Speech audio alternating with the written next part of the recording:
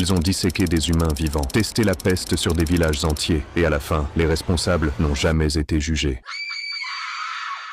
Pendant la Seconde Guerre mondiale, dans une région reculée de Mandchourie, occupée par le Japon, une installation militaire top secrète est construite sous le nom administratif anodin de département de prévention épidémique et de purification de l'eau de l'armée du Kwantung. Mais à l'intérieur, c'est un véritable abattoir scientifique. Son nom réel, Unité 731. Dirigée par le docteur Shiro Ishii, cette base est un centre d'expérimentation biologique sur des êtres humains vivants. Des centaines, puis des milliers de prisonniers de guerre chinois, coréens, russes, mais aussi des civils, sont internés dans des cellules. Tous sont désignés par un mot sinistre, Maruta, les bûches. Les expériences, elles dépassent l'entendement. Des vivisections sont pratiquées sans aucune anesthésie, pour observer la réaction des organes en direct. Des prisonniers sont gelés vivants, puis réchauffés de force, pour étudier l'hypothermie et la gangrène.